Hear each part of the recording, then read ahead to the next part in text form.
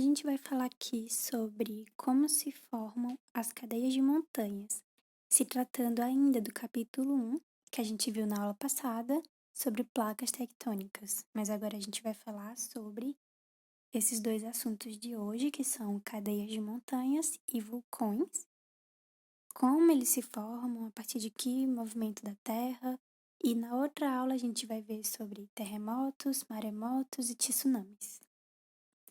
As cadeias de montanha, elas vão se formar a partir do choque de placas, ou seja, as placas estão lá no magma, deslizando, se chocando, se afastando, se aproximando, e quando elas se chocam, ou seja, quando elas vão uma em direção à outra, elas se empurram. E elas se empurram tanto que uma delas vai para cima e a outra vai para baixo. Quando essa vai para cima, essa massa de terra dessa placa, ela é empurrada para cima e forma esse novo relevo que é a montanha. Ela é forçada para cima e cria esse volume muito grande que a gente chama de montanhas, cadeias de montanhas.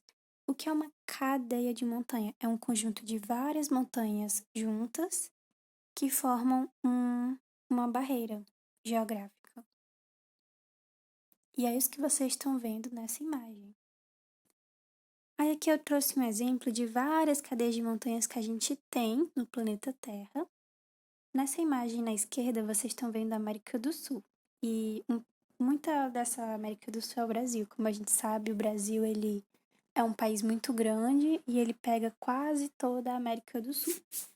Essa parte em amarelo que está destacada no mapa, ela é a Cordilheira dos Andes.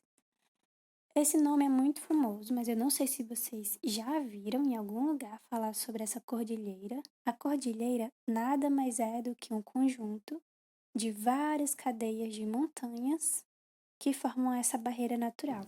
E tudo isso é montanha no litoral desse continente.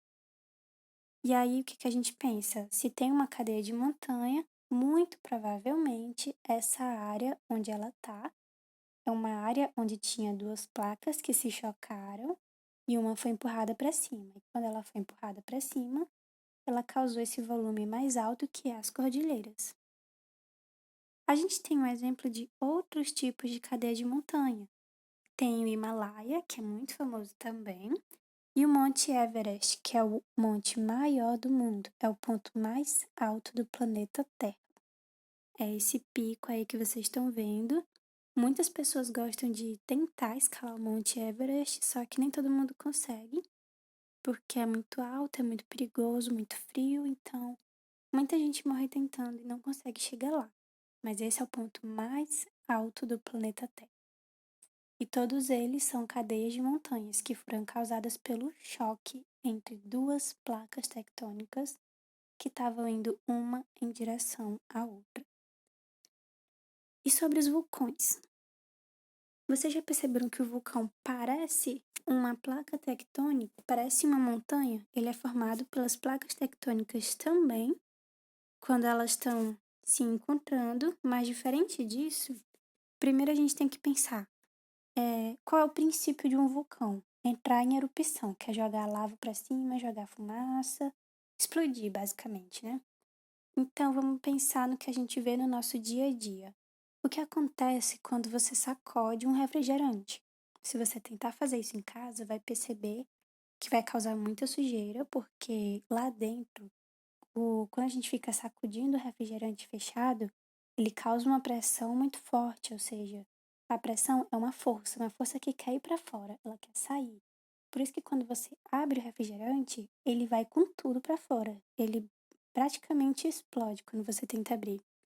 E aí ele não para de jogar líquido para fora. Isso é o efeito da pressão. E no vulcão acontece a mesma coisa lá embaixo, com o magma. Como a gente viu, o magma é um líquido que fica por dentro da Terra e é muito quente. Quando esse líquido sofre uma pressão muito grande, ele também vai para fora, que é quando o vulcão entra em erupção. Ele é causado por choque de placas, como a gente viu, as montanhas também são causadas por choque de placas. Então a gente tem duas placas que estavam indo em direção uma à outra. Só que aqui no vulcão, uma das placas pode se derreter, porque é muito quente lá onde ela fica. E aí quando ela derrete, ela vira o magma, né, que é aquele líquido muito quente. E aí essa pressão faz o magma ir para fora e em direção à atmosfera, para o lado de fora do planeta. E aí, esse material a gente diz que é a lava. Só que aí vocês pensam, mas o nome é magma ou é lava? O magma é o líquido que fica dentro da Terra, o líquido quente dentro da Terra. Ele não saiu do vulcão. Quando ele sai do vulcão, ele é chamado de lava. Então, antes de sair, ele é o magma, depois que ele sai, ele é a lava. Por que é que ele tem esse nome diferente? Porque o magma, quando ele entra em contato com a nossa atmosfera, com os nossos gases, oxigênio, nitrogênio, carbono, toda aquela composição da atmosfera, na hora que ele entra em contato, ele muda, ele fica diferente, ele pode até mesmo se transformar em rocha quando ele esfria. E isso também gera uma ilha, por exemplo, se você tem um vulcão e ele entra em erupção, o magma, na hora que ele sai em forma de lava, pode ficar ao redor do vulcão e construir ali mais terra de ilha, mais rocha. E assim, os continentes podem ser formados através do esfriamento da lava que antes era magma. Então, voltando, magma é antes de sair do vulcão e quando sai, o nome é lava, porque fica diferente na hora que entra em contato com ar. Aí aqui vocês podem ver uma animação de como funciona um vulcão. Vocês aproveitam para ver também que o vulcão está liberando muita fumaça, muita poluição também no ar, além de liberar também a lava. Recapitulando, as placas se chocam, a pressão é muito grande, às vezes uma das placas pode derreter e se tornar magma, que é o líquido quente, e aí pode abrir caminho para o magma passar para o lado de fora do vulcão, entrar em erupção. E aí o vulcão que surgiu desse choque vai jogar lava para cima. Aqui é um mapa mostrando quais são os lugares que a gente tem vulcão no nosso planeta. Aí vocês não conseguem perceber assim um padrão tão nítido nesse mapa, mas se eu passar o mapa para o lado, vocês já vão conseguir ver melhor. Percebam que os pontinhos vermelhos são vulcões e que os pontinhos, a linha azul, é onde a gente tem o limite das placas tectônicas. E aí vocês conseguem ver que perto do finalzinho de cada placa tectônica sempre tem vulcão? Por que acontece isso? Será que é coincidência? Será que sempre na borda da placa tectônica eu vou ter vulcão? Por quê? Bom, porque na borda da placa, que é onde ela acaba, que é essas linhas azuis, sempre eu vou ter mais movimentação, sempre eu vou ter uma placa se chocando com a outra, uma placa se afastando da outra, uma subindo, a outra descendo, elas deslizando. E nesses locais onde as placas elas mais estão entrando em contato, é o local que é mais provável do vulcão aparecer e também entrar em erupção e também de ter terremoto, porque quando as placas se chocam uma em direção à outra, elas fazem tremer a superfície da Terra. E esse tremor é o terremoto. Então não é coincidência que exista mais terremoto e mais vulcão nas bordas das placas. Na verdade, isso faz muito sentido. E essa imagem aqui que eu trouxe para vocês é o Círculo de Fogo do Pacífico. Ele é chamado assim porque ele é a região do nosso planeta onde mais tem vulcão, onde mais tem terremoto e é também o lugar onde mais tem bordas de placas tectônicas. Por que é Círculo de Fogo? Porque ele tem muita presença de vulcões ativos entrando em erupção. Ele tem muito essa questão do perigo relacionado às placas tectônicas. E aqui a gente dá para ver América do Sul, ali a gente pode ver aquela regiãozinha perto da Cordilheira dos Andes, não sei se vocês lembram da imagem. E aqui é a região onde se concentram 90% das ocasiões que tem vulcão e que tem terremoto. É nessa parte do planeta Terra, porque aqui as placas estão se encontrando muito mais do que no outro pedaço do mundo.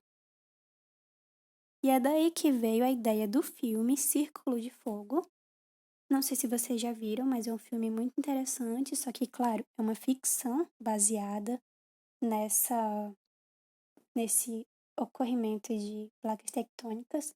E nesse filme eles dizem que nas bordas das placas, onde surgem os vulcões, onde surge lava e terremoto, existem monstros que saem dessas fissuras, dessas rachaduras no planeta Terra, e esses monstros vêm para a superfície para matar as pessoas, e aí eles combatem os monstros com robôs. É um filme muito legal. E aqui eu trouxe mais uma informação para vocês sobre notícias. E aí, os cientistas descobriram recentemente que aconteceu uma extinção antes dos dinossauros e que essa extinção, ela foi o que permitiu que os dinossauros crescessem e dominassem o planeta Terra, e depois deles teve outra extinção, e aí viemos nós, é claro. Só que essa extinção que veio antes dos dinossauros, ela foi causada por vulcões. Sim, os vulcões causaram a extinção de muitos seres vivos 223 milhões de anos atrás.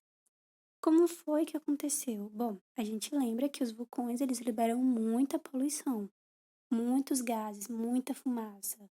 E aí essa fumaça, sendo liberada por muitos vulcões ao redor do mundo, causou um efeito de aquecimento global muito grande. Vocês estudaram isso no capítulo passado sobre gases que aumentam o aquecimento global, então aconteceu isso, e isso matou milhares de espécies. Então, para vocês verem como os assuntos que a gente estuda, eles estão muito relacionados, né? E aí esses vulcões causaram essa extinção. E se vocês tiverem alguma dúvida sobre esse assunto, podem perguntar.